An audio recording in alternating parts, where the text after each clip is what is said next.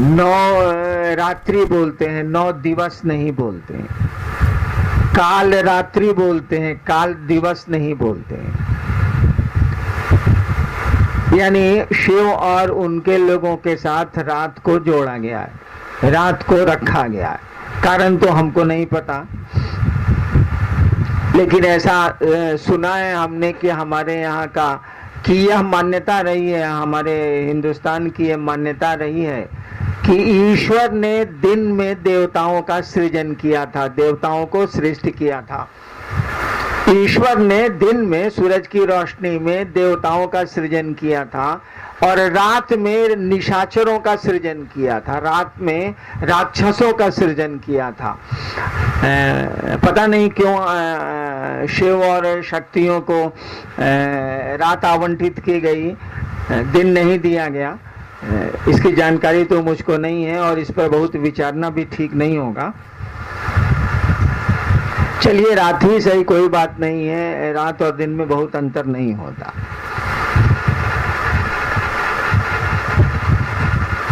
तो शक्तियों को जानने और समझने के लिए हमको आपको गुरु के पास जाना होगा, हमको आपको अपने शिव से संबंध बनाना होगा। अगर सीधे शक्तियों से आप संबंध बनाते हैं तो ये स्थिति खतरनाक हो सकती है।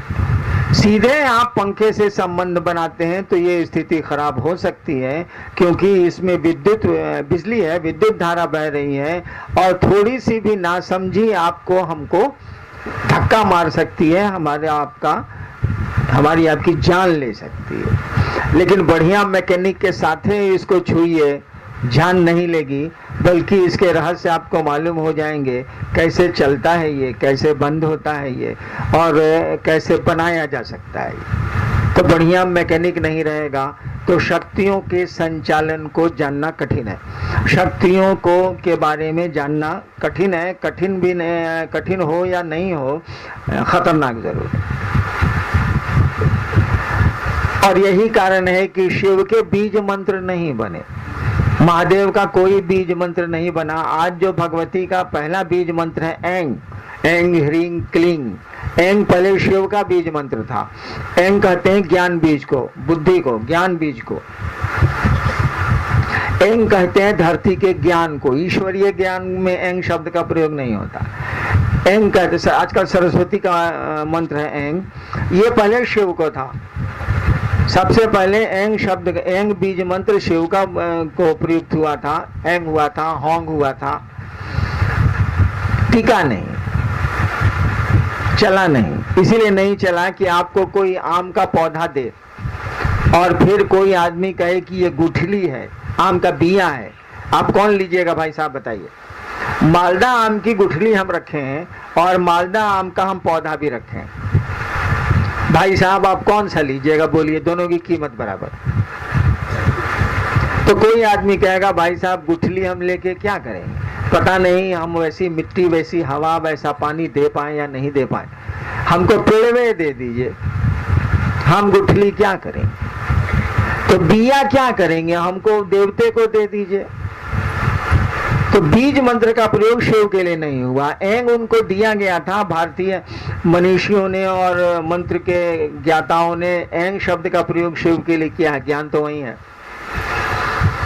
लेकिन लोगों ने ग्रहण नहीं किया, लोगों ने कहा कहाँ करेंगे, चंदा मामा सबके मामा, शिव घर घर के बाबा, तो घरे घर में है तो इनका बिया लेके हम कहाँ करेंगे, बेकार है साला, पेड़वे हमारे पास है तो हमको बिया कहला दे रहे हैं भाई जी, क्या करेंगे।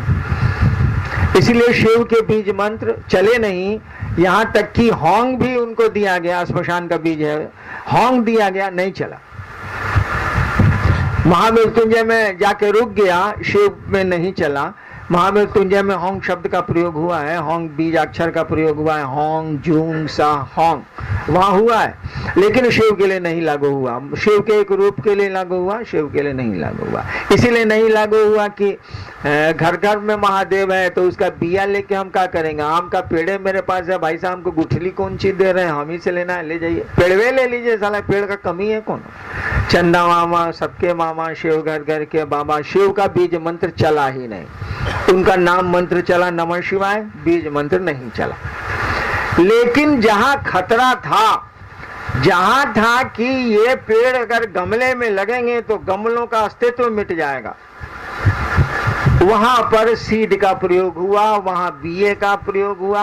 अब आप पर निर्भर है कि भगवती के बीज मंत्रों को लेके उन बीज मंत्रों को कैसी हवा, कैसा पानी, कैसी धूप आप दे रहे हैं, कैसी मिट्टी आप दे रहे हैं।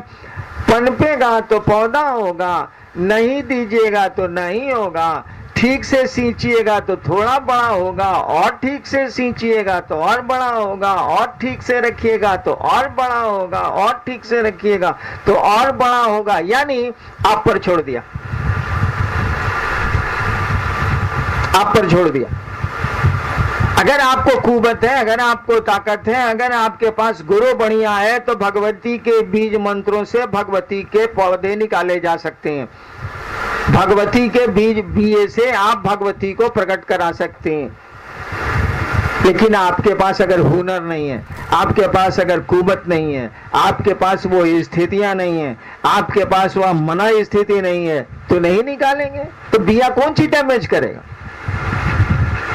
तो भगवती और शक्ति के बीजों का, बीज मंत्रों का प्रचलन शुरू हुआ।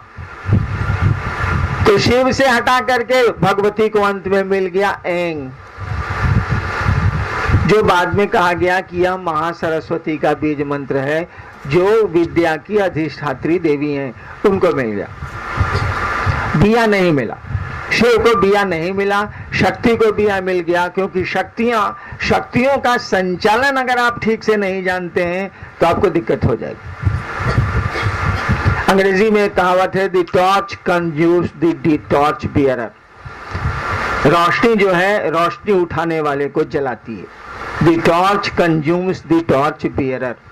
दिया जलता तो जरूर है लेकिन बाती को भी जला देता है। दिया जिस बातियों पे जलता है रोशनी तो जरूर देता है, लेकिन उसकी बाती भी धीरे धीरे खत्म होने लगती है। इसी पर कहा गया, the torch consumes the torch bearer. शक्तियां हमेशा संचालित करने वाले को डैमेज करती हैं, अनलेस कि आप शिव नहीं हुए, अनलेस कि आप उस शक्तियों को खुद पैदा नहीं कर पाते हैं। जब तक आप शिव नहीं होते हैं तब तक शक्तियों का संचालन समुचित आप नहीं कर सकते। शिव शक्ति कहा ही जाता है कि या शक्ति शिवस्य शक्ति, जो भी शक्तियां हैं वो शिव की शक्तियां हैं।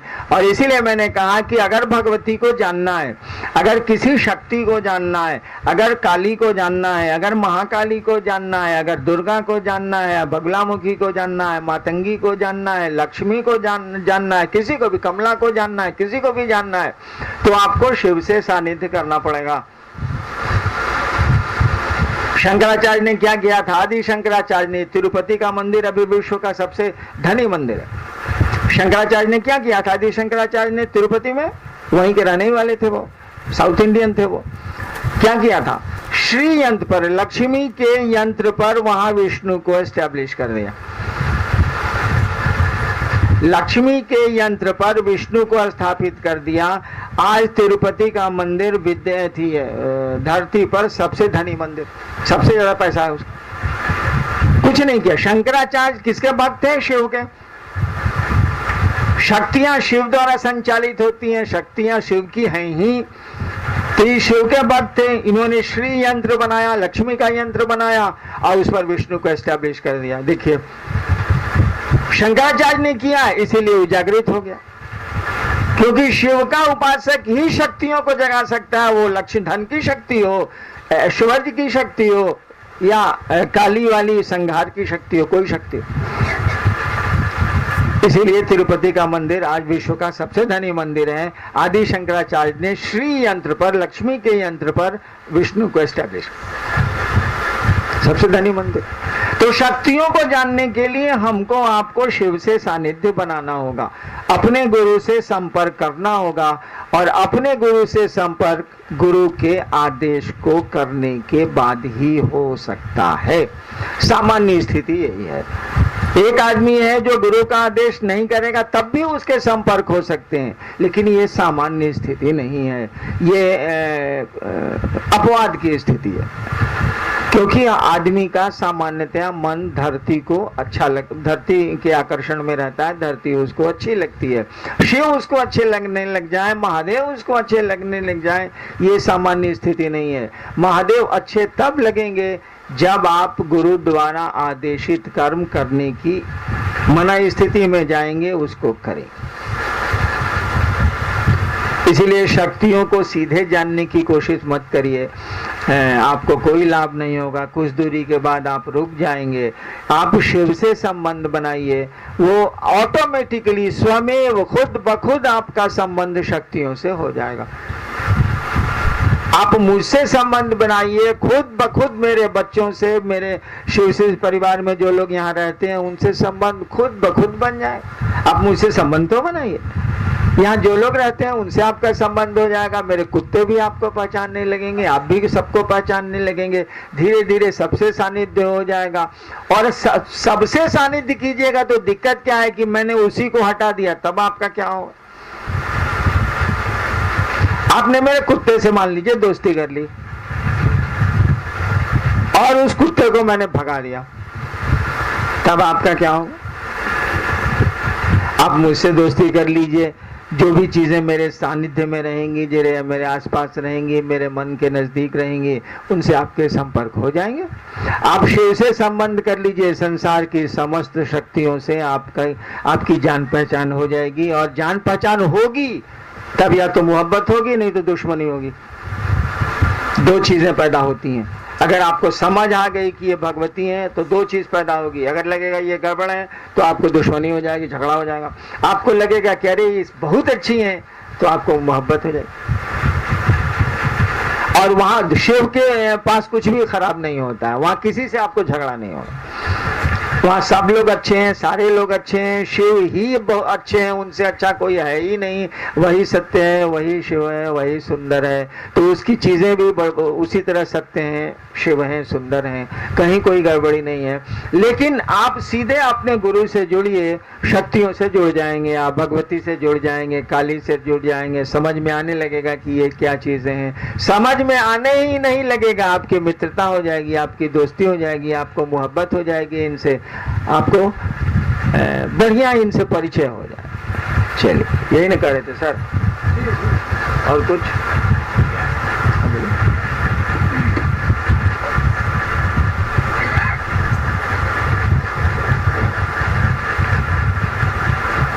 बोलिए।